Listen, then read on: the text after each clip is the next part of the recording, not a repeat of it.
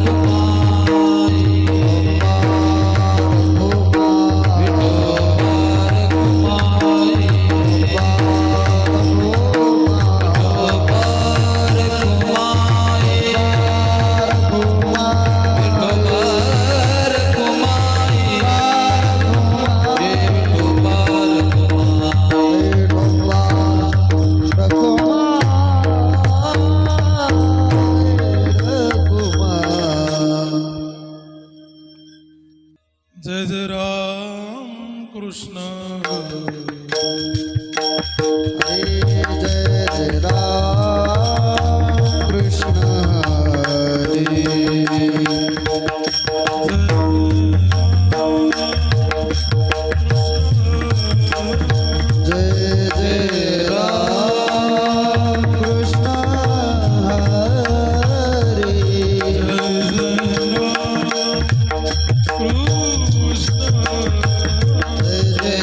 राम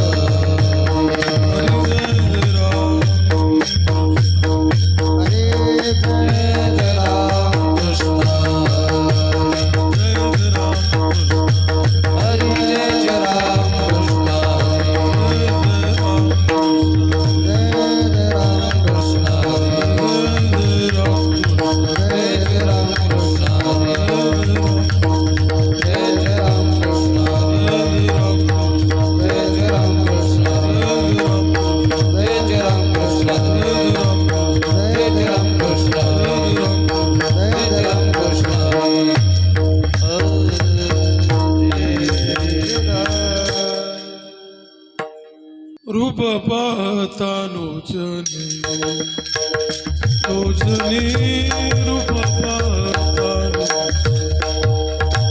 लोचने रूप पाहता लोचने लोचने रूप पाहता लोचनी रूप पाहता लोचनी रूप पाहता लोचने रूप पाहता लोचने रूप पाहता सुख झाले हो साजनी सुख झाले हो साजनी साजनी हो विठ्ठल बरवा बरवा तो विठ्ठल बरवा सुख झाले ओ साजने सुख झाले ओ साजने साजने तो विठ्ठल बरवा बरवा तो विठ्ठल बरवा तो माधव बरवा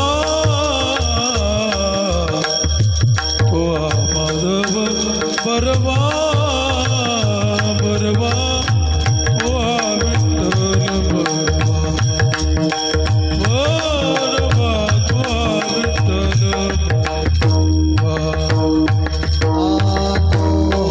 माधव बरवा तो माधव बरवा बरवा तो विठ्ठल बरवा तो विठ्ठल बरवा बहुत सुकृताची जोडी बहुत सुकृताची जोडी जोडे बहुत सुकृताची जोडी जोडे बहुत सुकृताची जोडी म्हणून विठ्ठली आवडी वा म्हणून विठ्ठली आवडी आवडी हो विठ्ठल बरवा बरवा हो विठ्ठल बरवा म्हणून विठ्ठल आवडे म्हणून विठ्ठल आवडे आवडे तो विठ्ठल बरवा बरवा तो विठ्ठल बरवा तो माधव बरवा तो माधव बरवा बरवा तो विठ्ठल बरवा बरवा तो विठ्ठल बरवा तो माधव बरवा तो माधव बरवा बरवा तो विठ्ठल बरवा बरवा तो विठ्ठल बरवा सर्व सुखाचे आगर सर्व सुखाचे आगर सर्व सुखाचे आगर सर्व सुखाचे आगर सर्व सुखाचे आगर सर्व सुखाचे आगर सर्व सुखाचे आगर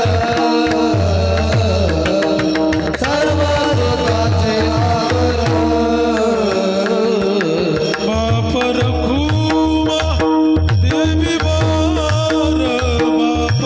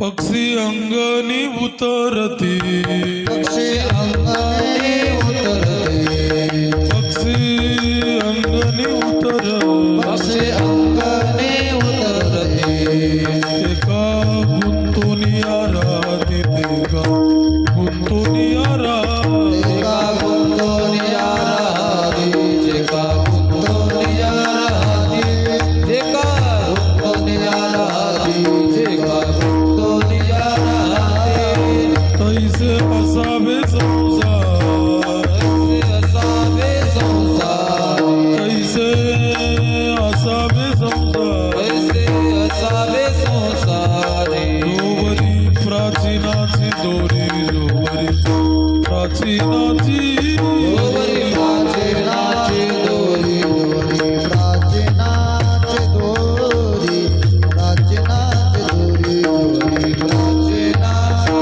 दोरी वस्ती कर वस्ती आला वस्ती कर वस्ती आला वस्ती कर वस्ती आला वस्ती कर वस्ती आला रात काळी उठून गेला रात काळी उठून गेला रात काळी उठून गेला रात काळी उठून गेला रात काळी उठून गेला रात काळी उठून गेला ऐसे असावे संसार ऐसे असावे संसार ऐसे असावे संसार ऐसे असावे संसारी जोवरी प्राचीनाची दोरी जोवरी प्राचीनाची गोवरी प्राचीनाची दोरी गोवरी प्राचीनाची दोरी गोवरी प्राचीनाची दोरी गोवरी प्राचीनाची दोरी शरण एका जनार्दन शरणायिका जनार्दने शरण एका जनार्दन शरणायिका जनार्दने ऐसे असता भय कवन ऐसे असता भय कवन ऐसे असता भय कवना ऐसे असता भय कवना ऐसे असता भय कवना ऐसे असता भय कवना ऐसे असावे संसार ऐसे असावे संसार असावे संसार ऐसे असावे संसार जोवरी प्राचीनाची दोरी जोवरी प्राचीनाची दोरी गोवरी प्राचीनाची दोरी गोवरी प्राचीनाची दोरी गोवरी प्राचीनाची दोरी विठोबार कुमारी ओ पार कुमाई विठोबार पार कुमाई कुमारी जय पार कुमाई पार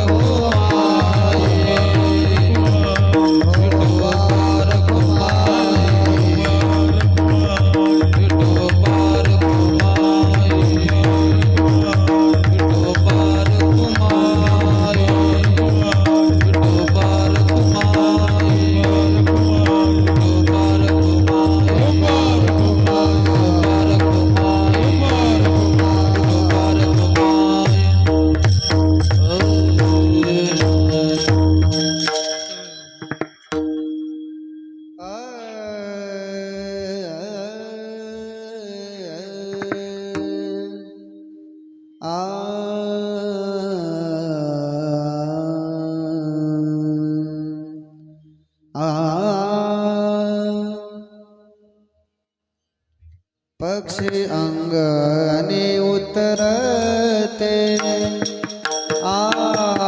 पक्षी अंगणी उतरते पक्षी अंगणी उतरते पक्षी अंगणी उतरते पक्षी अंगणी उतरते पक्षी अंगणी उतरते पक्षी अंगणी उतरते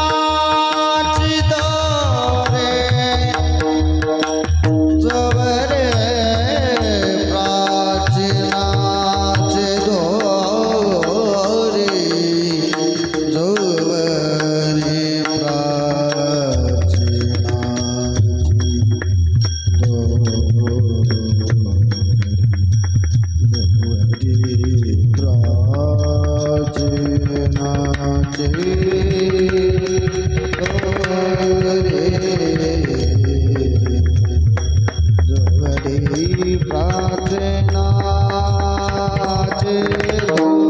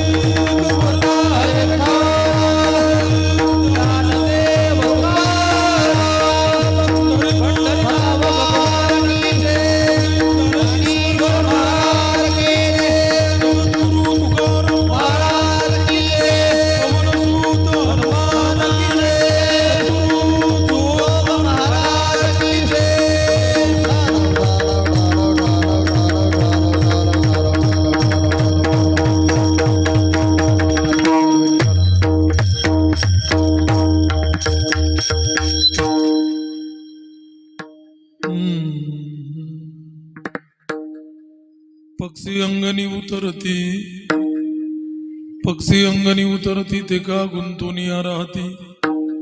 तैसे असावे संसारी जो वरी प्राचीनाची दुरी. बस्ती कर बस्ती आला, प्रातःकाळी उठवून गेला. तैसे असावे संसारी जो वरी प्राचीनाची दोरी.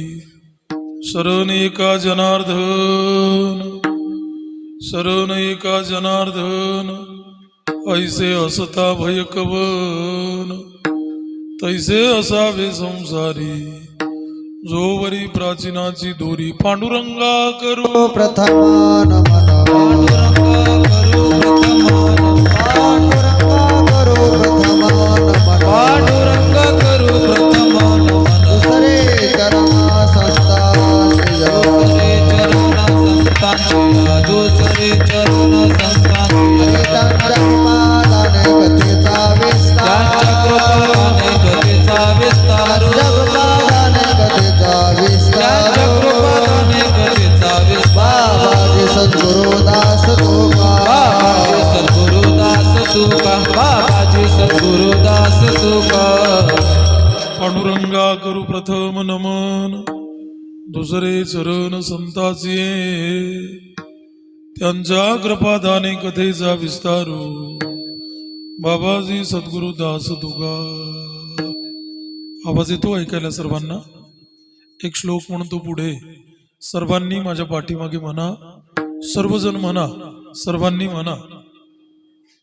वसुदेव सुतं देवं, सर्वजण म्हणा, मोठ्याने जोरात म्हणा ना जरा. वसुदेव सुतं देवं कंसचानूरमर्दनम्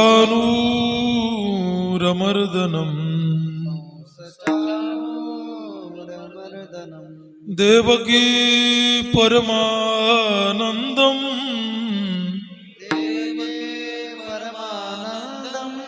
कृष्णं वन्दे जगद्गुरुम्. कृष्णं वन्दे जगद्गुरुम्.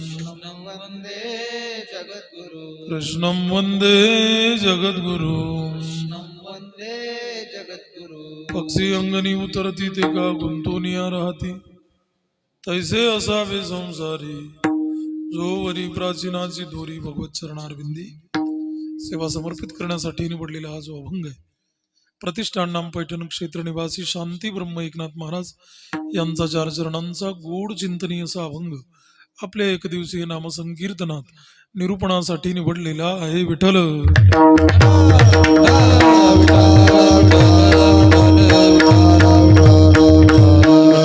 अभंगनाथ बाबांचा अभंग 4 चरणांचा. या अभंगावर संकल्पित वेळेच्या आतमध्ये काहीच चिंतन मांडण्यापूर्वी थोडासा इको राहू द्या. एक छोटासा परिहार द्यायचा आहे, तो असा.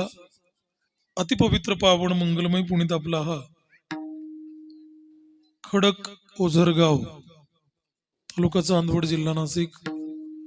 आपण सर्वजण आज या ठिकाणी एकत्रित आलेलो आहोत. काय निमित्त आहे, काय कारण आहे? तर मला असं वाटतं उपस्थितांपैकी कोणालाही कारण सांगण्याची गरज नाहीच आहे, सर्वांना माहितीच आहे. पण ते वक्त्याचं प्रधान कर्तव्य असल्यामुळे त्या कारणाचा थोडक्यात उल्लेख असा आहे. आपल्या सर्वांच्या जिव्हाळ्याच्या असलेल्या वैकुंठवासी गंगा भागीरथी यमुनाबाई निवृत्ती पगार यांच्या प्रथम पुण्यस्मरणा प्रित्यर्थ, अर्थात वर्षश्राद्धा प्रित्यर्थ समस्त पगार परिवाराने या कार्यक्रमाचं आयोजन केलंय. त्यात मातोश्रींचे चिरंजीव आहेत श्री हरिभक्तीपरायण दत्तू निवृत्ती पगार, श्री हरिभक्तीपरायण सोमनाथ निवृत्ती पगार, आणि मुली आहेत त्याच्यामध्ये सौभाग्यवती निर्मला यशवंत बर्वे आणि सौभाग्यवती पूजा दिगंबर घडोजे या मुली आहेत. या सर्वच मंडळींनी या कार्यक्रमाचं नियोजन केलंय. या निमित्ताने ज्यांच्या माध्यमातून मला इथपर्यंत येण्याचा योग आला ते या परिसरातील ज्येष्ठ कीर्तनकार, वारकरी परंपरेचे अनन्य उपासक आदरणीय हरिभक्तीपरायण महंत आमचे मित्र संजय आनंद महाराज आहेत. महाराज प्रामुख्याने कार्यक्रमाला उपस्थित आहेत. ही जी सर्व कलाकार गुणीजन मंडळी आहे त्यात आमचे आदरणीय हरिभक्तीपरायण आमचे अक्षय महाराज आहेत, आपले हे महाराज. आदरणीय हरिभक्तीपरायण सोपान महाराज आहेत, आदरणीय हरिभक्तीपरण आमचे महेश महाराज आहेत, आमचे रामदास भाऊ पुरीवरनं आलेत. सर्वच टाळकरी मंडळी अतिशय गोड आहे. प्रचंड प्रचंड संख्येने तुम्ही जमलात. बाकीचे वेळेवर येणार आहेत, आहे का नाही? त्यांना टायमिंग माहिती आहे. विठ्ठल विठ्ठल.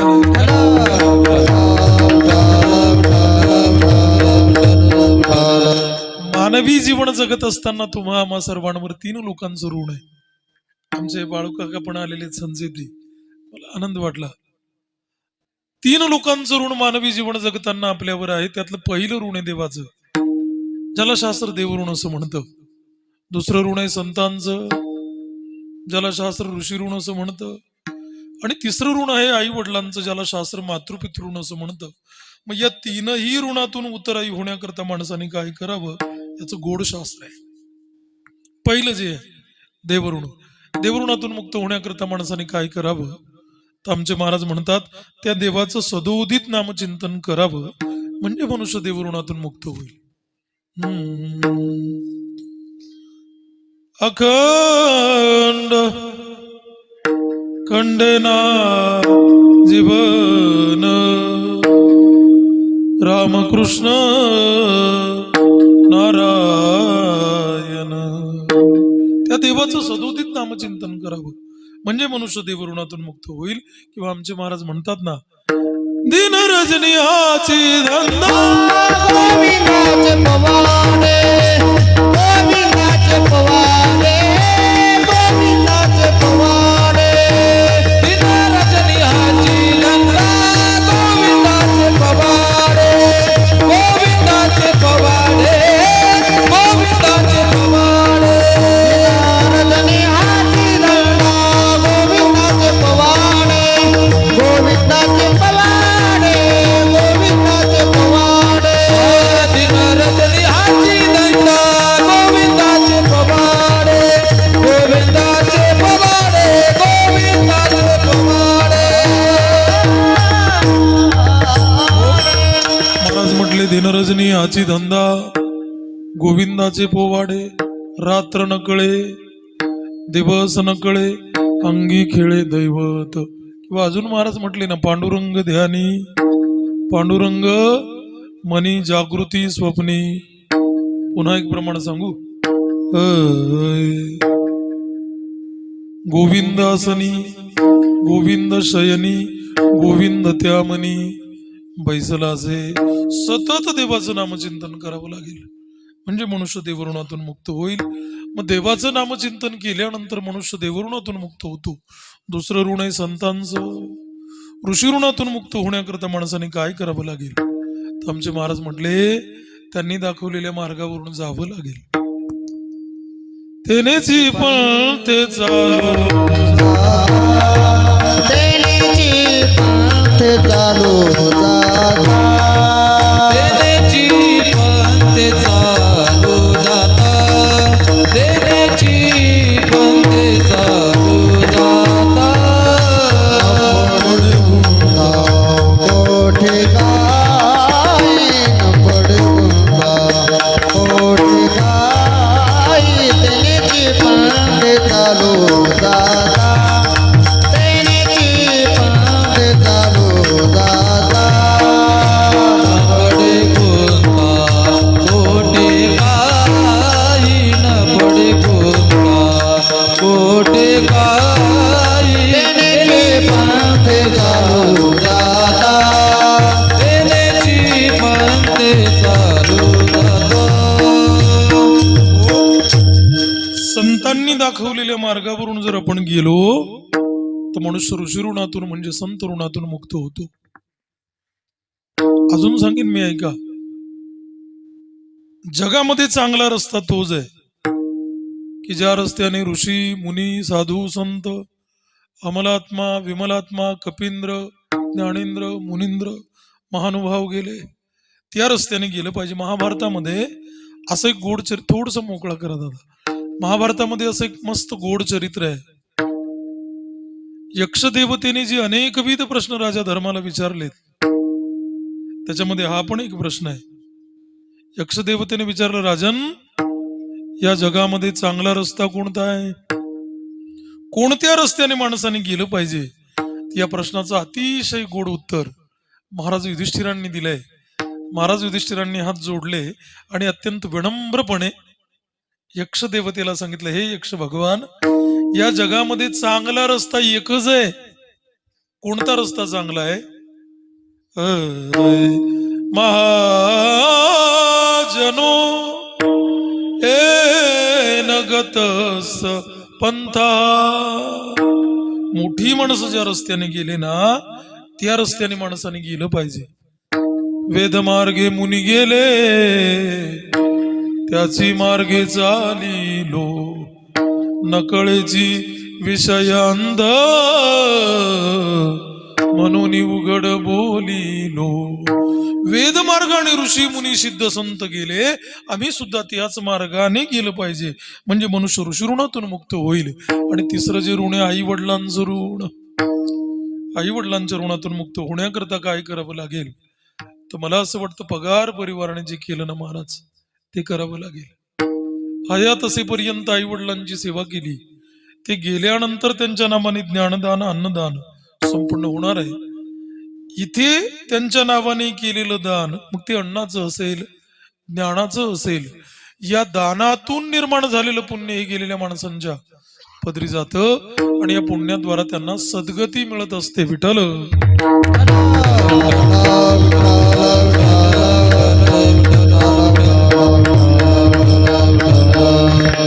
आमच्याकडे प्रत्येक गोष्टीला अर्थ आहे महाराज, कुठलीच गोष्ट निरर्थक नाही. तुम्ही सर्वजण मला सांगा, अंत्ययात्रेमध्ये संमिलित झाल्यानंतर प्रेत खांद्यावर घेऊन आम्ही जेव्हा स्मशानाकडे चालत चालत जातो तेव्हा तुमच्याकडे काय म्हणायची पद्धत आहे? काय म्हणत जातात? काय म्हणता? बरं ठीक आहे, वेगळ्या वेगळ्या भागांमध्ये वेगळं वेगळं आहे. आमच्या धुळे जिल्ह्यामध्ये आमच्याकडे खानदेशामध्ये प्रेत खांद्यावर घेऊन हो स्मशानाकडे जाताना एक वाक्य सर्वजण म्हणतात, राम बोलो भाई राम. कसं वाक्य आहे ते? राम बोलो भाई राम. सर्वजण असं म्हणतात, राम बोलो भाई राम. कोणी वाक्य तयार केलंय मला माहिती नाही. तुम्ही सर्वजण मला सांगा, या वाक्यामध्ये राम शब्द किती वेळा आलाय? 2 वेळा आला. सुरुवातीला पण राम आहे आणि नंतर पण राम आहे. राम बोलो भाई राम. काही माणसं काहीतरी म्हणतात. मी परवा एका अंत्ययात्रेला होतो, एकाच्या जरा मागे चालत होतो, तो राम बोलो भाई राम नव्हता म्हणत, तो म्हणे राम बोलो भैला. त्याला म्हटलं तसं नाही रे, तू जरा व्यवस्थित हो ना. मला मुद्दा तुम्हाला हा सांगायचा आहे की या वाक्यामध्ये राम शब्द 2 वेळा आलाय. आता अंत्ययात्रेला जर 1000 माणसं आहेत आणि या 1000 माणसांनी हे वाक्य एकदा म्हटलं तर रामनामाचे किती जप झाले दादा? 2000. आणि सारीच माणसं ही वाक्य म्हणत म्हणत म्हणत स्मशानापर्यंत गेले तर रामनामाचे किती जप होतात? अगणित जप होतात. या जपातून निर्माण झालेलं पुण्य हे गेलेल्या माणसाच्या पदरी जातं आणि या पुण्याद्वारा त्याला सद्गती मिळत असते. विठ्ठल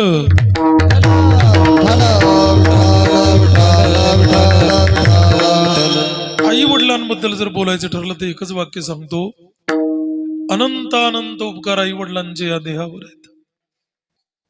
जीवनातून आई निघून जाणं म्हणजे प्रेमरूपी निर्झरातला शेवटचा थेंब नाही. आई इतकं प्रेम आमच्यावर कोणी करत नाही, कुणीच करत नाही. महाराज किती प्रेम करते आई.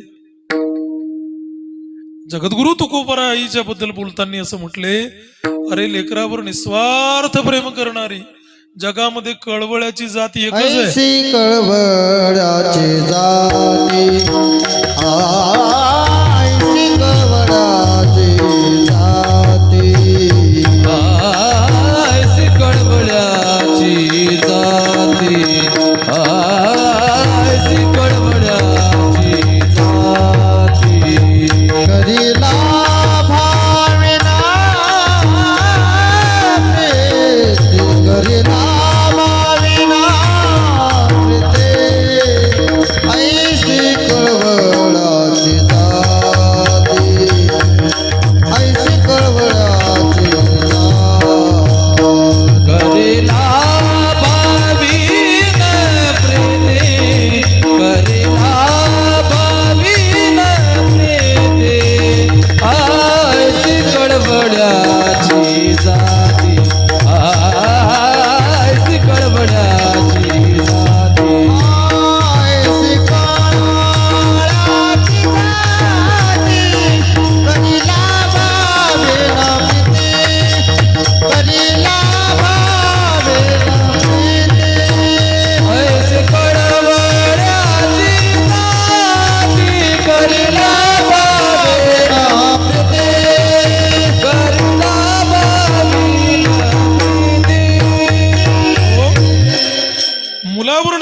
पदार्थ प्रेम करणारी कळवळ्याची जात जगामध्ये एकच आहे. काय म्हटले तुकोबाराय, करी लाभावीन. आई मुलावर प्रेम करत असताना तिच्या मनामध्ये कुठल्याही प्रकारचा स्वार्थ राहत नाही, कुठल्याही प्रकारचा हेतू राहत नाही, कुठल्याही प्रकारचं कारण राहत नाही. आई मुलावर अकारण प्रेम करते महाराज. इतकं प्रेम करते, इतकं प्रेम करते, इतकं प्रेम करते. किती प्रेम करते आई तुम्हाला सांगू.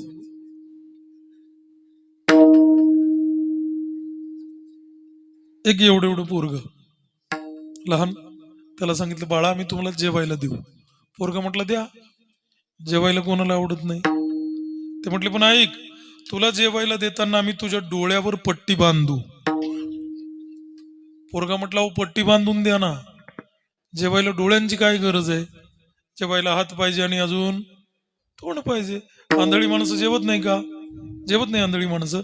बरं ताटामध्ये तुम्ही पदार्थ किती जरी वेगळे वेगळे ठेवले तरी मध्ये गेल्यावर एकच होणार आहेत ना. द्या पट्टी बांधून द्या. पण म्हटले ऐक, तुला जेवायला दिल्यानंतर वेगळ्या वेगळ्या 10 बायका तुला वाढायला येतील. पोरगा म्हटला ठीक आहे, त्याच्यामध्ये तुझी आई पण एक असेल. पोरगा म्हटला बर मग तुझ्या आईने तुला कुठला पदार्थ वाढला हे तुला ओळखायचंय का? तुझ्या डोळ्यावर पट्टी असेल.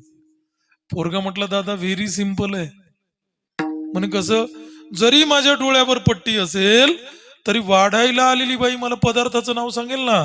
भात देऊ का, वरण देऊ का, त्याच्यावरून मी ओळखेल की ही बाई माझी आई आहे. तो माणूस म्हटला तसं काही होणार नाही, वाढायला आलेली बाई बोलणार नाही. पोरगा म्हटलं मग मला पदार्थाचं नाव कसं कळेल? कसं कळेल मला माझ्या ताटामध्ये काय वाढलं जातंय? तो म्हटलं त्याची एक व्यवस्था आहे. काय व्यवस्था आहे? तुझ्या पाठीमागे एक माणूस आम्ही असा उभा करू, तो तुला पदार्थाचं नाव सांगेल, वाढायला आलेली बाई बोलणार नाही. त्याच्यामध्ये तुझी एक आई असेल, तुझ्या आईने तुला काय वाढलं ते तुला ओळखायचंय. पोरगा म्हटला ठीक आहे. पोराच्या डोळ्याला पट्टी बांधली. पट्टी बांधून झाल्यावर चेक केलं, दिसतंय का? म्हटलं विश्वास ठेवा नाही दिसत आहे. बसवलं त्याला समोर, ताट मांडलं, त्याने पाणी फिरवलं आणि जेवायला सुरुवात केली. एक माणूस पाठीमागे येऊन उभा राहिला. पोरगा पुढे जेवत होता, तो माणूस असा पाठीमागे येऊन उभा राहिला. लग्नाच्या पंक्तीमध्ये नाही का आपण पुढे जेवत असतो, मागे माणसं येऊन उभे राहतात. लग्नाच्या पंक्तीमध्ये तर जेवणच अवघड आहे महाराज. काही काही नुसते उभे बी राहत नाही, असं बी करतात. उरक बुवा लवकर, कठीणच आहे.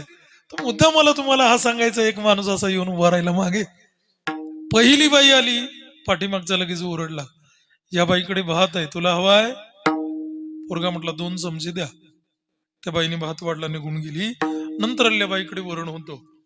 पाठीमागचा माणूस लगेच ओरडला, या बाईकडे वरण आहे, तुला हवंय? तो म्हटला 2 चमचे द्या. त्या बाईने वरण वाढलं, निघून गेली. नंतर आल्या बाईकडे पुरी होती. पाठीमागचा माणूस लगेच ओरडला, या बाईकडे पुरी आहे, तुला हवी? तो म्हटला 2 द्या ना. त्या बाईने पुरी वाढली, निघून गेली. नंतर आल्या बाईकडे भाजी होती. पाठीमागचा माणूस ओरडला, या बाईकडे भाजी आहे, तुला हवी? तो म्हटला 2 चमचे द्या. 2 चमचे भाजी वाढली, त्या बाईने निघून गेली. ऐका ना. नंतर आल्या बाईकडे जिलेबी होती. पाठीमागचा माणूस ओरडला, या बाईकडे जिलेबी आहे, तुला हवी? तो म्हटला 2 जिलेब्या द्या. त्या बाईने जिलेबी वाढली, निघून गेली. सर्व पदार्थ तुम्ही डोळ्यासमोर आणा, मी सांगणार नाही. सर्व पदार्थ वाढून झाले, पोराचं यथेच्छ जेवण झालं. याने हात धुतला. पाठीमागच्या माणसाने याच्या डोळ्यावरची पट्टी सोडली. वाढायला आलेल्या 10 बायका समोर येऊन उभा राहिल्या आणि सर्वांनी विचारलं, बाळा विचारलंस का, ओळखलंस का रे तू? तुझ्या आईने तुला कुठला पदार्थ वाढला? पोराने क्षणभर डोळे बंद केले. त्याचे डोळे आनंदाने किलकिले झाले. त्याने आपल्या आईकडे बोट केलं आणि हळूच म्हटलं, ऐका ऐका ऐका ऐका ऐका. काय? अहो म्हटली, जी बाई पुरी वाढायला आली होती ना, ती बाई माझी आई होती आणि योगायोगाने तीच बाई त्याची आई होती. सर्व बायांनी तोंडात बोट घातलं. म्हटलं काय लबाडे ग, आपण तर कोणीच बोललो नाही, तरी यांनी कस काय ओळखलं की पुरी वाढायला आलेली बाईच याची आई आहे? सर्व बायांनी त्याला घोळका केला आणि सांगितलं, करे लबाडा कसं ओळखलंस तू? तो म्हटला, रागू नका, थांबा थांबा, रागू नका. माझ्या डोळ्यावर पट्टी होती. म्हटले हो. मला दिसत नव्हतं. म्हटले हो. हे दादा मागे उभे होते. म्हटले हो. यांनी मला प्रत्येक पदार्थाचं नाव सांगितलं. म्हटले हो. पण यांनी मला पदार्थाचं नाव सांगितलं की मी प्रमाण सांगायचो. काय प्रमाण? यांनी मला सांगितलं, हो या बाईकडे भात आहे, तुला हवा? मी म्हणायचो 2 चमचे द्या. यांनी मला सांगितलं, या बाईकडे भाजी आहे, तुला हवी? मी म्हटलं 2 चमचे द्या. याच्यामुळे व्हायचं काय, समोर वाढायला आलेली जी बाई आहे ना, ती मी जेवढं सांगितलेलं आहे तेवढंच द्यायची. एखादी तर अशी कंजूस पण असायची, मी जेवढं सांगितलं ना त्याच्यापेक्षा जरा कमीच द्यायची. हो, पण यांनी जेव्हा मला सांगितलं ना की या बाईकडे पुरी आहे, तुला हवी? तेव्हा मी म्हटलं 2 पुऱ्या द्या. त्या वेडाबाईने माझ्या ताटात 6 पुऱ्या ठेवल्या होत्या. त्यावरून मी ओळखलं की ही बाई 101% माझी आई आहे महाराज. ही आई आहे. आई मुलावर फार प्रेम करते महाराज. अजून एक वाक्य तुम्हाला सांगेल मी, हयात असेपर्यंत आई प्रेम करेल, कौतुक नाही. निघून गेल्यानंतर सुद्धा आई प्रेम करते. हो, आई निघून गेलेली, स्वर्गाला गेली म्हणून आई संपली असं म्हणायचं काही कारण नाही. निघून गेल्यानंतर सुद्धा आईच्या मायेची पाखर सदोदित आपल्या बरोबर असते. विठ्ठल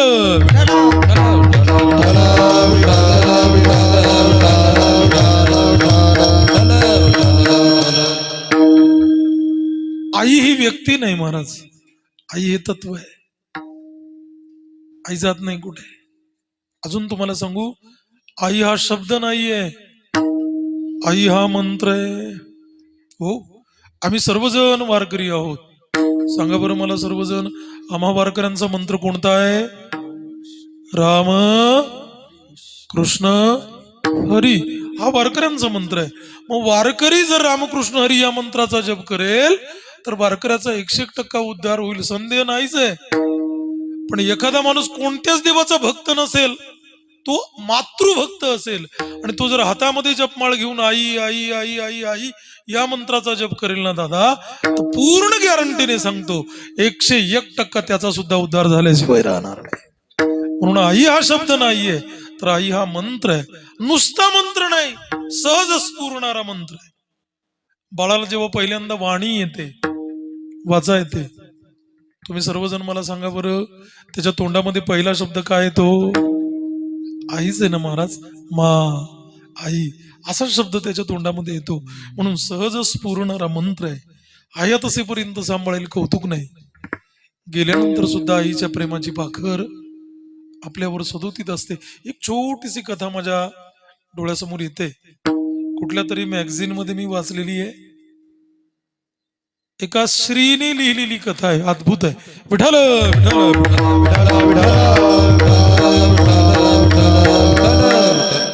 मेल्यानंतर सुद्धा आईचं किती प्रेम असतं आपल्यावर. आई निघून गेल्यावर तिचं प्रेम संपत नाही, तिचं प्रेम असतं. मला त्या स्त्रीने लिहिलेली ती कथा आहे. ती म्हटली, मी माझ्या नवऱ्याबरोबर कुठेतरी लांब ड्राईव्हला होती. घाटाघाटाच्या रस्त्यातून पावसाळ्याच्या दिवसातून सायंकाळच्या वेळेस आमचा प्रवास चालू होता.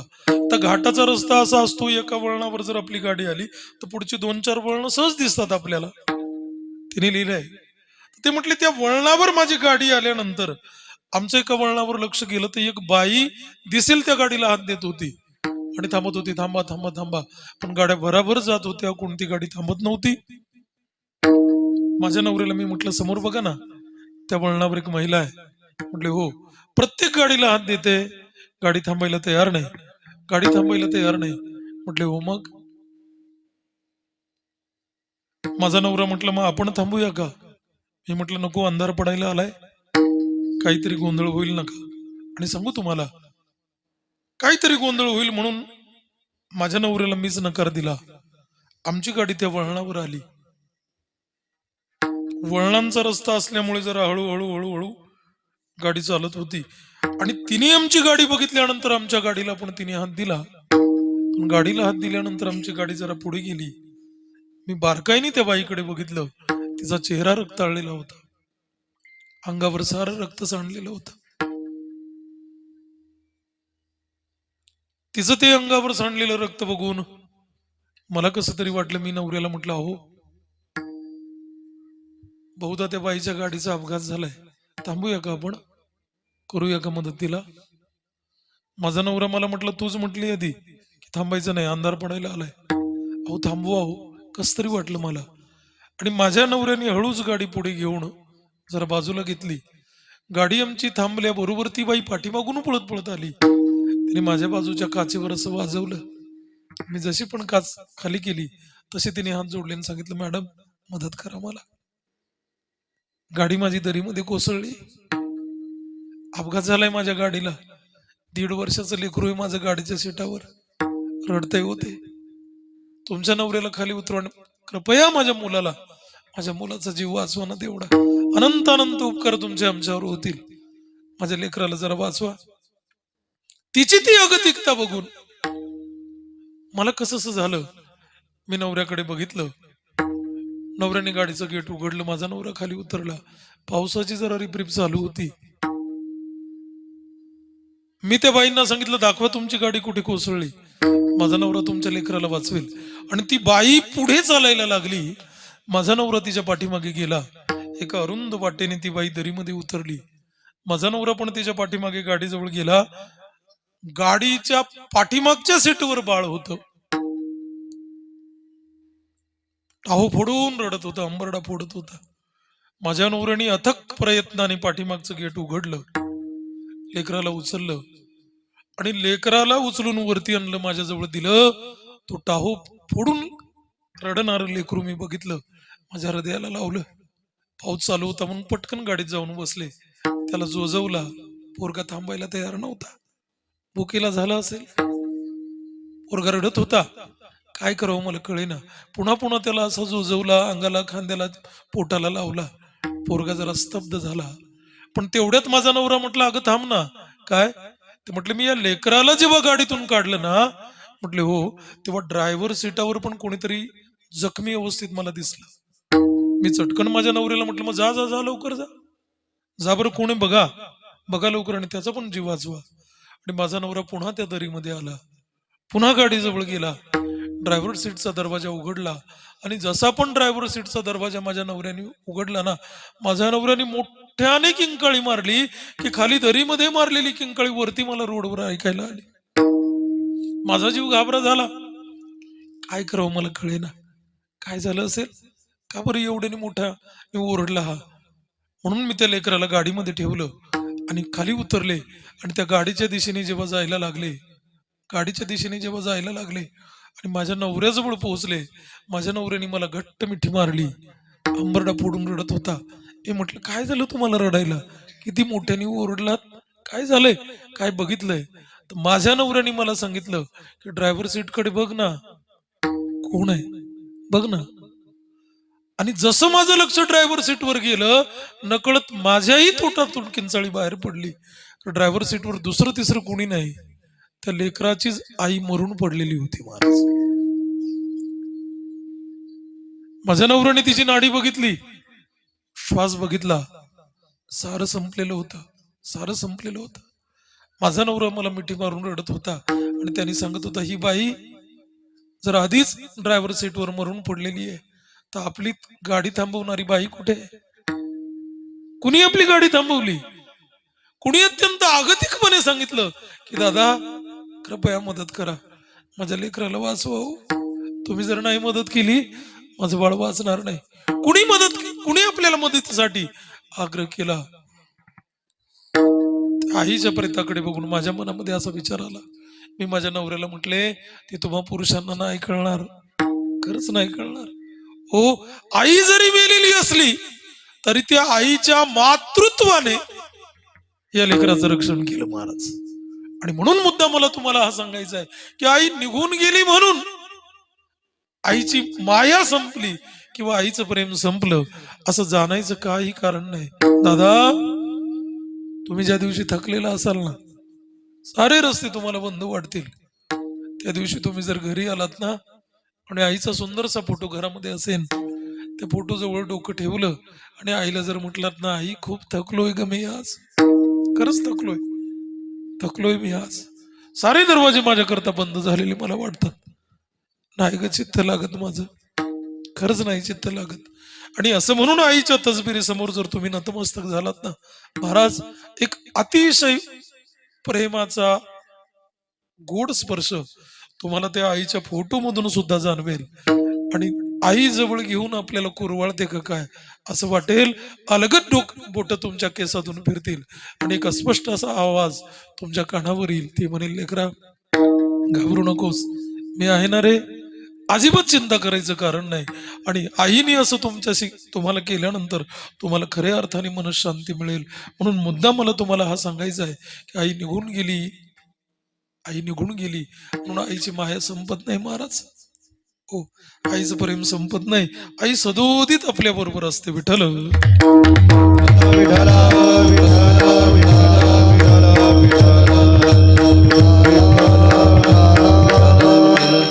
आई वडिलांबरोबर भरपूर भरपूर भरपूर बोलता येण्यासारखं आहे. अभंगनाथ बाबांचं अत्यंत गोड आणि चिंतनीय आहे. या अभंगातून नाथ बाबा तुम्हाला मला अतिशय गोड मौलिक हितोपदेश करतात. खर तर पांडुरंगरायांनी ही सर्व चराचरात्मक जीवजंतू सृष्टी निर्माण केली दादा. पण ऐका, सुरुवातीला देवाने फक्त आडवे प्राणी निर्माण केले. आडवे, हो, मला असं वाटतं आडवे माझ्यापेक्षा तुम्हाला जास्त माहिती आहेत. हा? देवाने असे आडवे प्राणी निर्माण केले. अभंगाची प्रस्तावना करतोय. पण एका प्राण्याला एक अवयव दिला तर दुसरा दिला नाही. बऱ्याचशा प्राण्यांमध्ये बऱ्याचशा अवयवांची उणीव आहे. हो, बऱ्याचशा अवयवांची उणीव आहे. तुम्हाला सांगू, देवाने एक प्राणी असा निर्माण केलाय ना, त्याला एकही पाय दिलाच नाही. पाय नाहीच आहे त्याला. कुठला प्राणी आहे? साप. अगदी बरोबर उत्तर आहे. सापाला देवाने एकही पाय दिला नाही. देवाने दुसरा एक असा गजब प्राणी निर्माण केला ना, त्याला भरपूर पाय देऊन टाकले. कुठला प्राणी तो?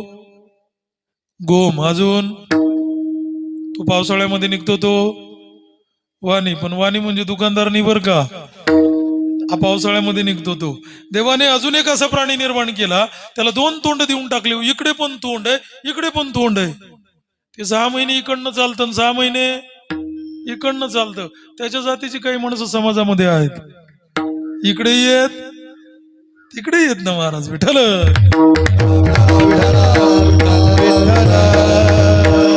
हो, देवाने अजून एक असा गजब प्राणी निर्माण केला ना, त्याला डोकंच दिलं नाही. डोकं नाहीच आहे त्याला. त्याच्या अंगालाच डोळे आहेत, अंगाला सारे इंद्रिय आहेत. कुठला प्राणी आहे? नाही ध्यानात आला? कोण? अमिबा नाही. एक असा आपला प्राणी आहे सर्वीकडे सापडणारा, त्याला डोकंच नाहीये. नाही ध्यानात आला? हा, खेकडा. अगदी बरोबर आहे, तुम्ही छान उत्तर दिलंय. खेकड्याला देवानी डोकं दिलं नाही. पण तुम्ही सर्वजण मला सांगा, ज्याला देवाने डोकं दिलं नाही त्याला डोकं असलेले खातात. कोणाला डोकं आहे कोणाला नाही तेच कळत नाही आता. मग असे रगड प्राणी देवाने निर्माण केले आडवे. पण या प्राण्यांपैकी एकही प्राणी देवाचं भजन करत नाही. मग या प्राण्यांकडे बघून देवाला विषाद वाटला आणि म्हणून देवाने या आडव्या मॉडेलची सुधारित आवृत्ती निर्माण केली. कोणतं मॉडेल? उभं मॉडेल निर्माण केलं. नुसतं निर्माण नाही केलं तर माणसाच्या हृदयामध्ये ज्ञान घातलं. नाथांच्या भागवतामध्ये असं वर्णन आहे, बाहुल्य मनुष्य देई निज ज्ञान घातले हृदयी. माणसाच्या हृदयामध्ये देवाने ज्ञान घातलं. कशाचं? भजन करायचं. भजन याच देहामध्ये येतं ना. देई खाणे देवाचे भजन, याच देई खाणे देवाचे भजन, काय ज्ञान नाही कोठे, आणि काय ज्ञान नाही कोठे. याच देई खाणे देवाचे भजन, याच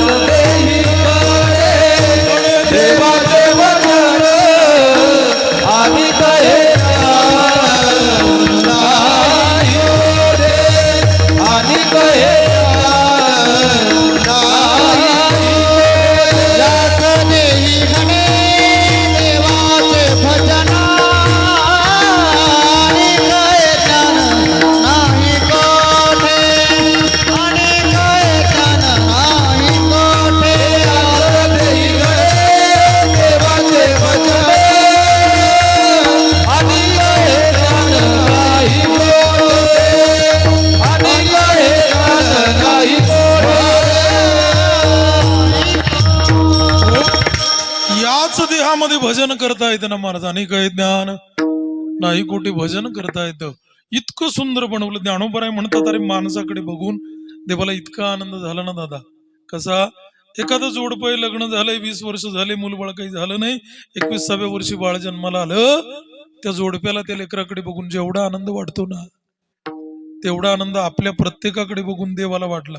ज्ञानोबराय लिहितात, वैसे जिये शेवटी एक जिभिये वांझोटी, मग मोहाचे त्रिपुटी नाचू लागे. इतका आनंद देवाला वाटला आपल्याकडे बघून, इतका आनंद जेवढा त्या आई वडिलांना वाटतो. त्या आई वडिलांना इतका आनंद वाटतो दादा, त्यांना असं वाटतं याचं काय नाव ठेवावं आणि काय नको, कुठले कपडे घ्यावेत आणि कुठले नको, काय खाऊ घालावं आणि काय नको, कुठल्या शाळेमध्ये घालावं आणि कुठल्या नको. इतकं प्रेम करतात. एवढा एवढा तो पोरगा होतो. एक दिवस बाप कौतुकाने हातामध्ये चेंडू घेतो. त्या मुलाला विचारतो, बाळू माझ्या हातात काय? पोरग म्हणतं, बाबा चेंडू आहे, बघ मी चेंडू फेकतो आता. असा घराघरा हात फिरवतो आणि चेंडू फेकायचं नुसतं नाटक करतो. चेंडू फेकत नाही बाप. कुठे लपवतो? बगलीत लपवतो. लगेच मुलाला विचारतो, बाळू सांग बर रे, चेंडू कुठे गेला? मुलगा जर हुशार असेल ना महाराज, तर तो लगेच सांगतो, बाबा चेंडू कुठेच नाही. चेंडू कुठे दडवलाय तुम्ही? बघलेत आहे. मग बापाने जसं मुलासमोर चेंडूचं कोडं टाकलंय ना, तसं देवाने जीवासमोर कोडं टाकलंय संसाराचं. तैसे असावे. आहे का नको? हे कोडं आपल्याला सोडवायचं आहे. पण कोडं म्हणजे काय दादा? गीतेमधलं एक कोडं सांगतो, भजन म्हणा, विठ्ठल विठ्ठल विठ्ठल विठ्ठल विठ्ठल. भगवान परमात्मा अर्जुनाला सांगतात, अर्जुना नचमस्तानी भूतानी पश्चिमे योग महेश्वर. अर्जुना माझ्या ठिकाणी भूत नाहीत, पण मी भूतांच्या ठिकाणी आहे. दुसऱ्या श्लोकामध्ये असं सांगितलं, मस्तानी सर्व भूतानी न चाहम तेष्वस्थिता. म्हणजे माझ्या ठिकाणी सर्व भूत आहेत, पण मी भूतांच्या ठिकाणी नाही. वेगळं वेगळं सांगितलं ना. हो, जगद्गुरु तुकोबराय म्हणतात, देवा मी दररोज ऐकतो, जनी जनार्दन ऐकतो हे मात, कैसा वृत्तांत नकळे मज. देवा मला खरंच कळत नाही रे, जनार्दनामध्ये जन आहे का जनामध्ये जनार्दन आहे. पण देवा तू एक काम कर ना, तू का म्हणे तुझी निवडी हे गुढार. हा गुढार तर तूच निवड, माझ्या बुद्धीला आकलन होत. आणि खरंच दादा, देवाचं कोड कोणालाच कळत नाही. नकळे कानो बाचे कोणे नकळे कानो बाचे कोणे नकळे कानो बाचे कोणे नकळे कानो. मानवाला केवडे केवडे नकळे कानो बाचे कोणे नकळे कानो बाचे कोणे नकळे कानो बाचे कोणे. नवले वडे केवडे नकळे कानो बाचे कोणे नकळे कानो बाचे कोणे नकळे कानो बाचे कोणे. देवाचं कोड कोणाला कळणार नाही दादा. कसं कोड आहे देवाचं तुम्हाला सांगू. देवाचं असं अद्भुत कोड आहे. यशोदा मातेला कन्हैया गोकुळामध्ये म्हणतो, आईचा पदर धरतो, ओढतो आणि आईला सांगतो, आई यशोदे घराकडे चाल, मला जेव घाल. ए आई भूक लागली की मला चल ना घरी, तूप लावणी भाकर करी, वांगे भाजूनी भरीत करी, वर कांद्याची कोशंबिरी, मला जीव घाल, मला जीव घाल. यशोदे घराकडे चाल, मला जीव घाल. हो, यशोदेला सांगतो मला भूक लागली आई जेवायला दे. हो, पण प्रत्यक्षात भगवान परमात्मा असा आहे. हो, पृथ्वी जेने तृप्त केली त्यासी यशोदा भोजन घाली. ज्यांनी नुसता संकल्प केल्याबरोबर पृथ्वीवरचा प्राणी मात्र तृप्त होतो. तो यशोदा मातेला सांगतो मला जीव घाल. केवढं मोठं कोड आहे. विश्वव्यापक कमळापती त्यासी गवळणी कडिये घेती.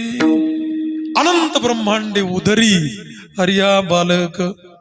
अनंत ब्रह्मांड ज्याच्या उदरामध्ये आहेत तो इतका हलका होतो, इतका हलका होतो, इतका हलका होतो की गवळ्यांच्या लहान लहान पुरी त्याला कडेवर घेतात आणि दिवसभर गोकुळामध्ये वृंदावनामध्ये त्याला मिरवतात. केवढं मोठं कोड आहे महाराज, केवढं कोड आहे. तुम्हाला सांगू देवाचं कोड खरंच कुणाला कळणार नाही. उलगडायला जे कठीण जातं ना त्याला कोड म्हणतात. एक छोटस कोड आठवलं सांगतो, भजन म्हणा. विठाल जबाबदारीने सर्वांनी उत्तर द्या. सर्वांकडून मला उत्तराची अपेक्षा आहे. विशेष करून ही वृद्ध माणसं ज्यांना नातं कळतं त्यांना चटकन ध्यानात येईल. ऐका, एक असं कोड आहे. एक बाई मुलाला कडेवर घेऊन चालली होती. ऐका, तिकडनं येणाऱ्या माणसाने बाईला थांबवलं. बाई थांबा. बाई थांबली. त्या माणसाने विचारलं, बाई हे कडेवरचं बाळ तुमचं कोण आहे हो? किती सरळ प्रश्न आहे ना. कडेवरचं बाळ तुमचं कोण आहे? पण बाई जरा हुशार होती, तिने कोड्यात उत्तर दिलं. ऐका बरं दादा. ती म्हटली, हे बाळ ना, हा मुलगा ना? म्हटले हो. मग ऐका ना, या मुलाचा मामा माझ्या मामाला मामा म्हणतो म्हणे. मग तो मुलगा त्या बाईचा कोण लागतो?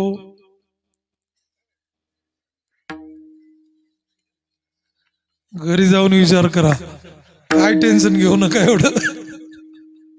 ऐका ना, कसं आहे, परत सांगतो ऐका ना. या मुलाचा मामा माझ्या मामाला मामा म्हणतो. कोण लागतो मग? तो मुलगा त्या बाईचा मुलगाच लागतो ना महाराज. ज्यांना नातं कळेल त्यांना चटकन ध्यानात येईल. ऐका हो.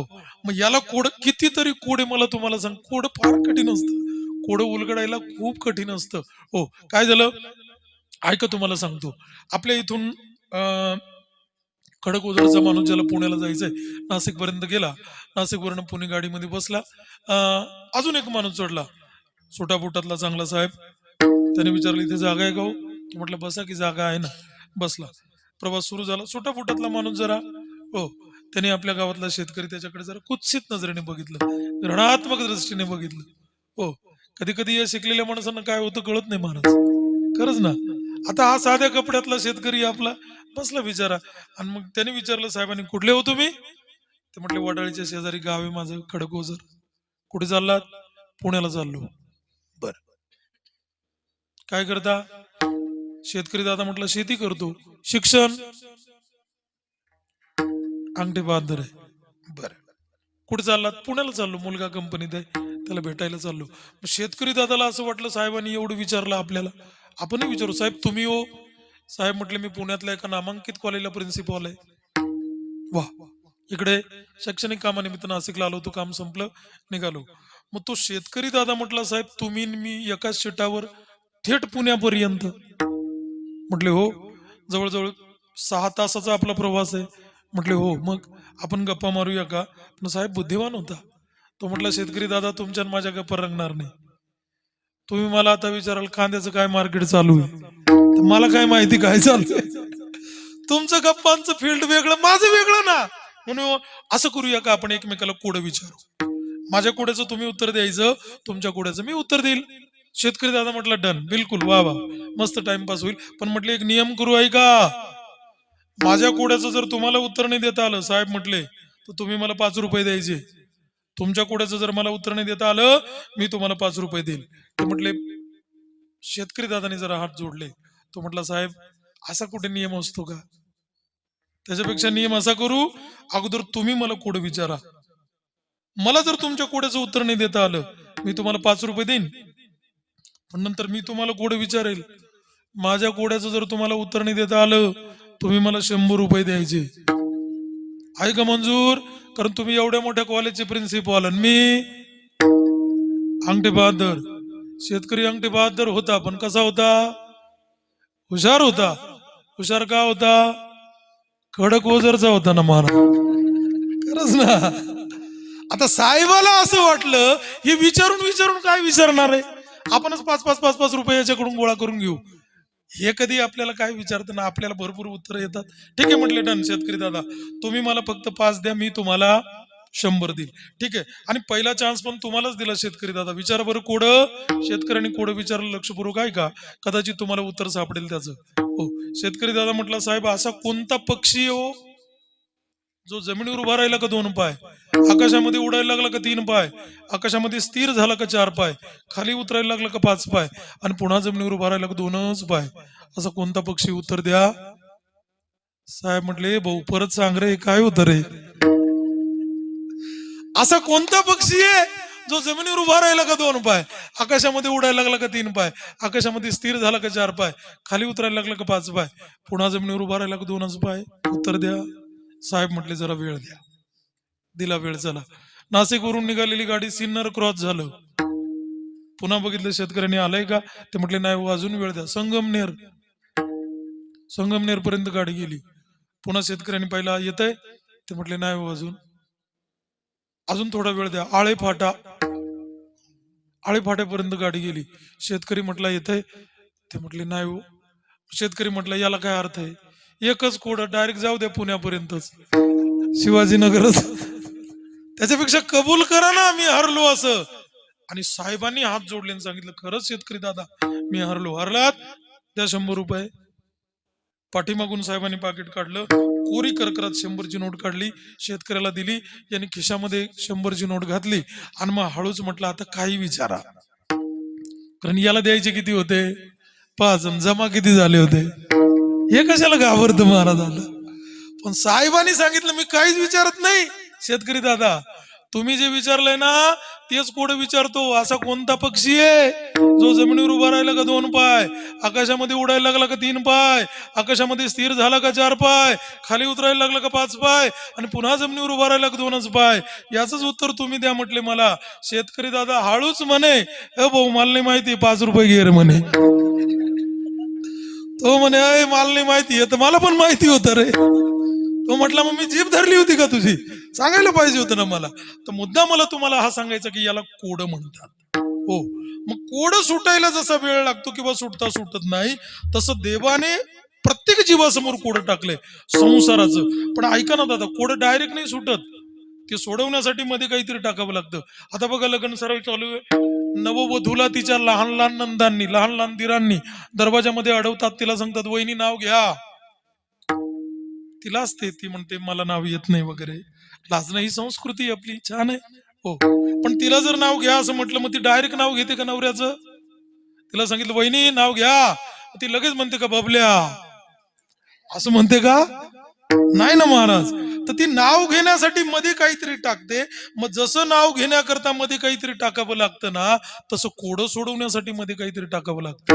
आणि मग संसाराचं कोड सोडवण्यासाठी मध्ये काय टाकावं असा जेव्हा विचार आला ना, नाथबाबांनी गोड दृष्टांत टाकला पक्षाचा, अभंगाच्या पहिल्या. पक्षी अंगणे उतरले, पक्षी अंगणे उतरले, पक्षी अंगणे उतरले, पक्षी अंगणे उतरले, पक्षी अंगणे उतरले, पक्षी अंगणे उतरले, पक्षी अंगणे उतरले.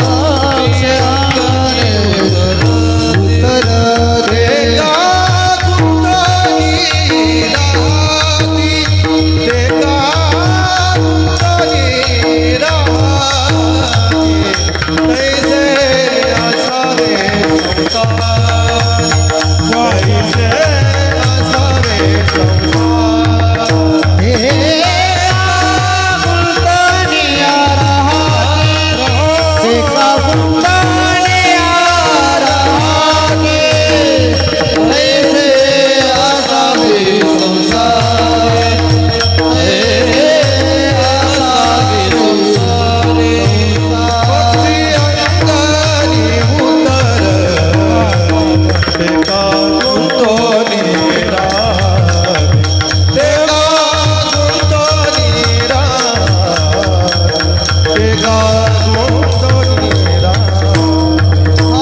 पक्षी अंगणे उतरती एका गुंतोनिया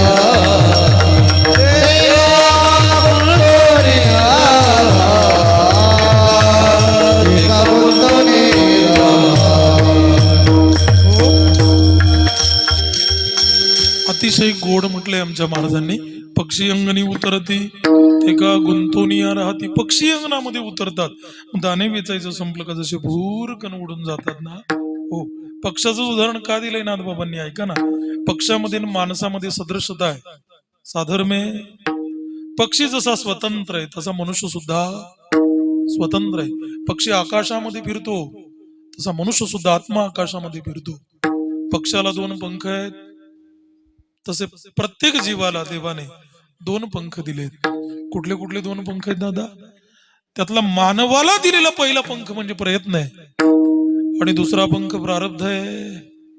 प्रयत्नाला या जगामध्ये काहीही अशक्य.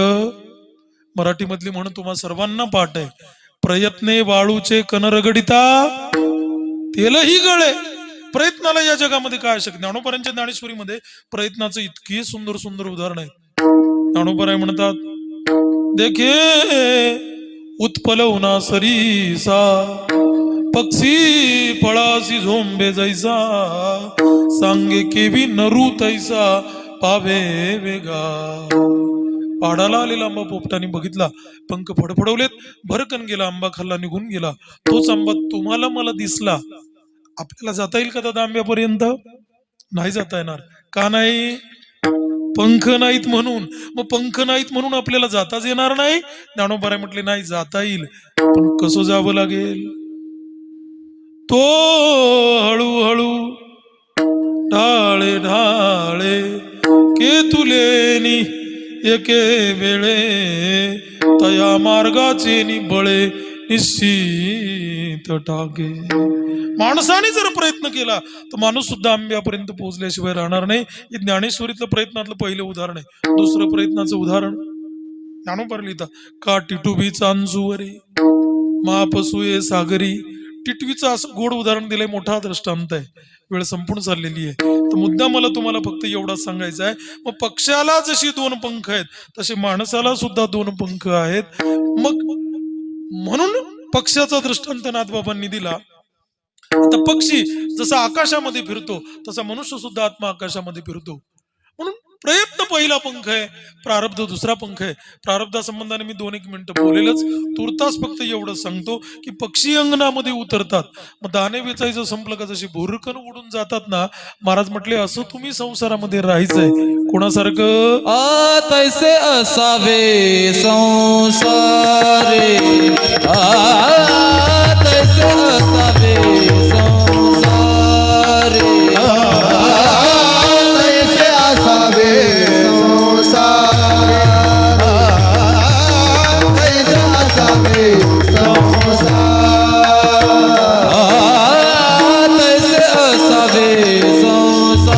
तैसे असावे संसारे. तैसे असावे संसारे. तैसे असावे संसारे. तैसे असावे संसारे. तैसे असावे संसारे. जोवरी प्राचीनाची दोरी. जोवरी प्राचीनाची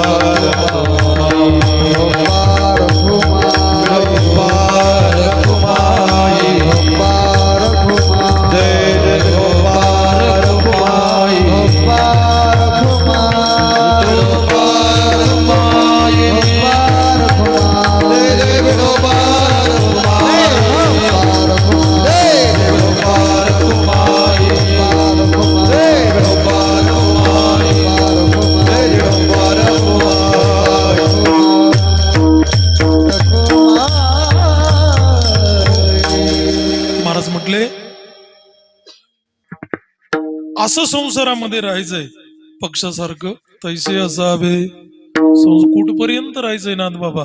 नाथबाबांनी इथे हात लावला जोवरी प्राचीनाची दोरी, जोपर्यंत प्रारब्ध आहे तोपर्यंत राहावं लागणार आहे आणि प्रारब्ध संपलं की मग मात्र जावं लागणार आहे.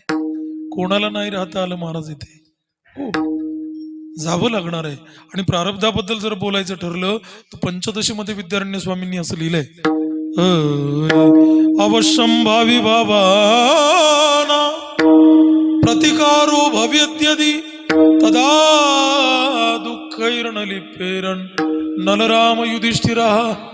या लोकांना सुद्धा कर्माचा प्रतिकार करता आला नाही. आमच्याकडे प्रसिद्ध अभंग आहे, कर्मे दशरथ वियोगे मेला, कर्मे श्रीराम वनवासा, कर्मे रावण क्षयो वियोग घडला. आहे का नको? कर्माचा प्रतिकार कोणालाच करता आला नाही, म्हणून तोपर्यंत राहावंच लागणार आहे जोवरी प्राचीनाची दोरी. मग ठीक आहे, पक्षाचं उदाहरण कुठेतरी नाथबाबांना जरा कमी वाटलं, कारण पक्षी कधीतरी फळाविषयी आसक्त होतो, बंधनामध्ये अडकतो. ज्ञानोबांच्या ज्ञानेश्वरीमध्ये असं छान चिंतन आहे, बंधुरात्मना मनस्तस्य या श्लोकावर ज्ञानोबांनी पोपट पकडणाऱ्याचा दृष्टांत दिलाय. ऐका, आकाशामध्ये विहार करणारा पक्षी पिंजऱ्यामध्ये दिसला का? फळाविषयी आसक्त झाला म्हणून. हो, ज्ञानोबराय म्हटले पोपट पकडणारे कसे पकडतात तुम्हाला माहितीये? हो, दोन झाडांच्या दरम्यान अशी दोरी बांधल्या जाते जंगलात. त्या दोरीमध्ये एवढं एवढं पायपाचं तुकडं टाकलं जातं आणि त्या पायपाच्या तुकड्याजवळ पोपटाचं आवडतं फळ ठेवलं जातं, बांधलं जातं. पोपटाला कोणतं फळ आवडतं? पेरू का मिरच्या? मिरची पण आवडते त्याला, ऐका ना. तर पोपटाने तो पेरू बघितला की त्याला आनंद वाटतो, पेरू खाण्याकरता तो त्या नळीवर बसतो आणि नळीवर पोपटाचं वजन पडलं का नळी गर्रकन उलटी फिरते, पोपट उलटा लटकतो. ज्ञानोबा लिहितात, बंधुरात्मना मनस्तस्य या श्लोकावर शोकाचे निअंग भारे, नलिका गोविंद नली एरी मोहरे, परी उडावे तेन पुरे मन शंका. मग तो काय करतो? वायाची मान पिळी आटुवे अति जवळी, टिटांतू नळी धरुणी टाके. ज्ञानोबांना हसू आलंय, त्याला असं वाटतं म्हणे मी बांधलो असे पुढा, ऐस्या भावनेचा बद्ध मोडा, की मोकलिया पायाचा चवडा गोवी अधिके. घट्ट धरतो, त्याला असं वाटतं पाय जर सोडून दिले तर पेरू खायला मिळणार नाही, पण तेवढ्यामध्ये तो शिकारी येतो, त्याला ओढतून पिंजऱ्यामध्ये टाकतो. आकाशामध्ये विहार करणारा पक्षी पिंजऱ्यात अडकला. पिंजरा सोन्याचा जरी असला तरी तो पक्षाला पिंजरा नाही आवडत महाराज. हे गोड भावगीत आहे ना बाबूजींनी गायलेलं. आकाशी झेप घेरे पाखरा, सोडी सोन्याचा पिंजरा, तुझ पंख दिले देवाने, करविहार सामर्थ्याने, दरी डोंगर इरवीराने, दरी डोंगर इरवीराने, जा ओलांडुनिया सरिता सागरा, सोडी सोन्याचा पिंजरा. पक्षाला पिंजरा नाही आवडत महाराज, पण असा आकाशामध्ये विहार करणारा पक्षी, ऐका ना, पिंजऱ्यामध्ये अडकला. म्हणून पहिल्या चरणामध्ये दिलेलं पक्षाचं उदाहरण कमी वाटलं, म्हणून नाथबाबा म्हटले वस्ती कर वस्ती आला, प्रातः काळी उठवून गेला. वस्ती करासारखं राहा. आता वस्ती कर कसं? विठ्ठल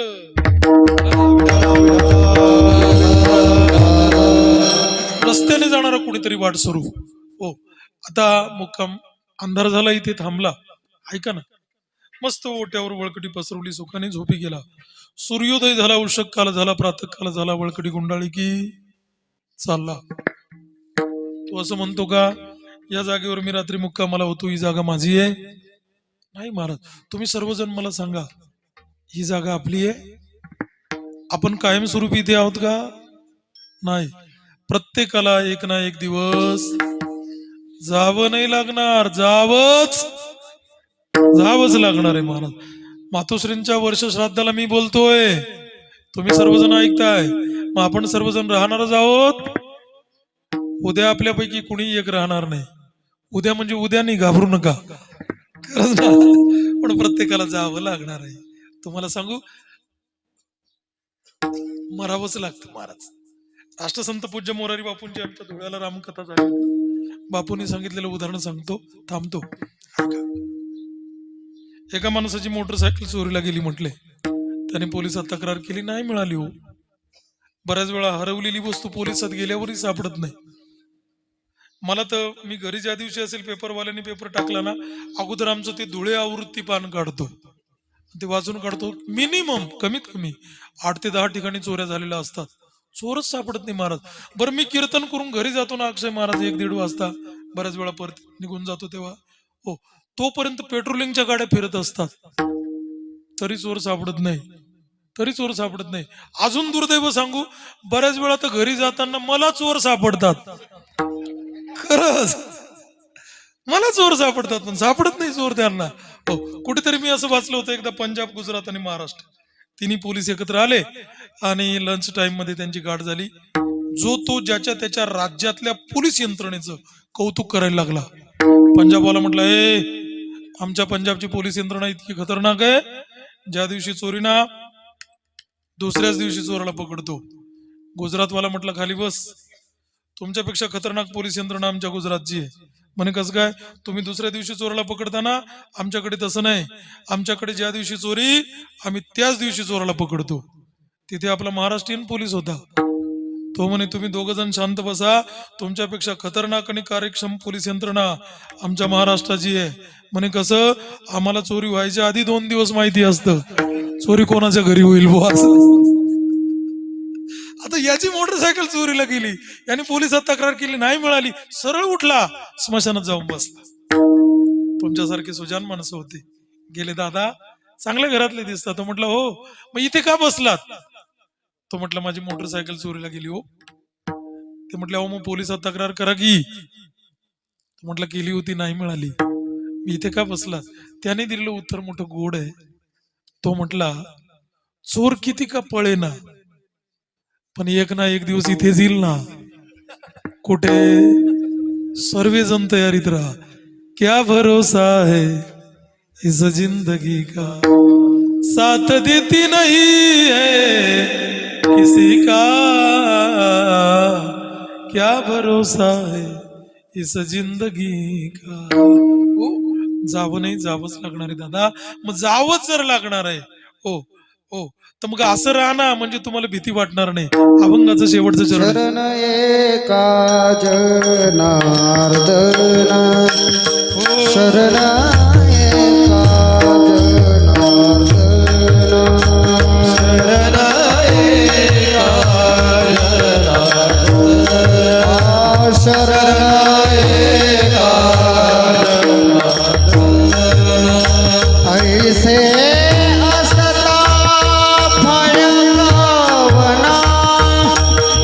ऐसे असता भयकवाना, तैसे असावे संसारी, तैसे असावे संसारी.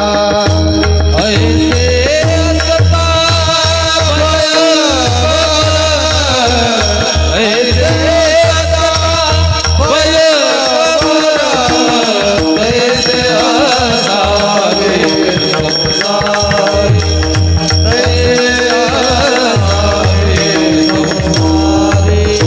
जोवरी प्राचीनाची दोरे, जोवरी प्राचीनाची दोरे, सर्वोपि संसारी, तैसे असावे संसारी.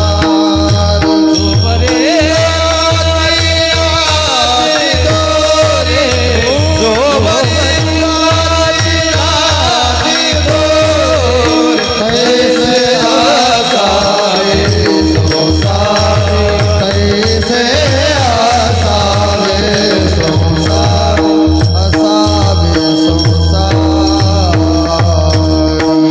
महाराज अभंगाच्या शेवटच्या चरणामध्ये म्हणतात, तुम्ही असं जर राहिलं तर तुम्हाला भीती वाटणार नाही.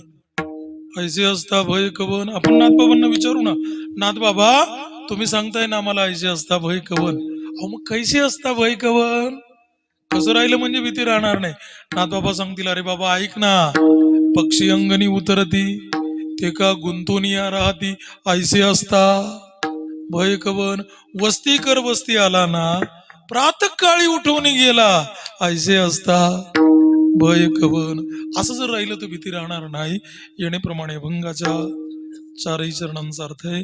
आदरणीय हरिभक्तीपरायण दत्तू निवृत्ती पगार आणि आदरणीय हरिभक्तीपरायण सोमनाथ निवृत्ती पगार, त्यांच्या भगिनी सौभाग्यवती निर्मला यशवंत बर्वे, सौभाग्यवती पूजा दिगंबर घडोजे आणि या सर्वच मंडळींनी समस्त पगार परिवाराने या कार्यक्रमाचं अतिशय गोड नियोजन केलंय. परमश्रद्धेय आदरणीय महंत आमचे हृदयस्थ मित्र संजयानंद महाराजांची प्रासादिक उपस्थिती या कार्यक्रमाला आहे. ही सर्वच कलाकार गुणीजन मंडळी अतिशय सुंदर. खरं तर आमच्या या सर्व कलाकार गुणीजनांकरता आणि साऊंड सिस्टीम करता एकदा जोरदार टाळ्या वाजवा. अतिशय सुंदर, अतिशय सुंदर गोड मंगलमय पवित्र वातावरण आपण मातोश्रींना श्रद्धांजली या निमित्ताने समर्पित करणार आहोत. कीर्तनाचा समारोप करतो. पुढे रामकृष्ण हरी म्हणतो, सर्वांनी माझ्या पाठीमागे रामकृष्ण हरी म्हणा. आपण श्रद्धांजली समर्पित करूया आणि कार्यक्रमाला विराम करूया. सर्वजण रामकृष्ण हरी रामकृष्ण हरी. सर्वजण म्हणा रामकृष्ण हरी रामकृष्ण हरी.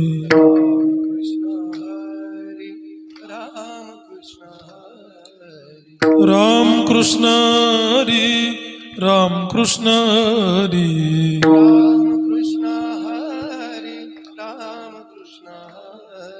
रामकृष्ण हरी रामकृष्ण हरी.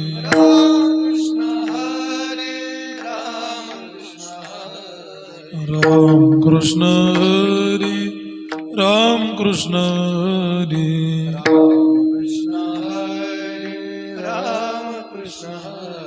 रामकृष्ण हरी रामकृष्ण हरी.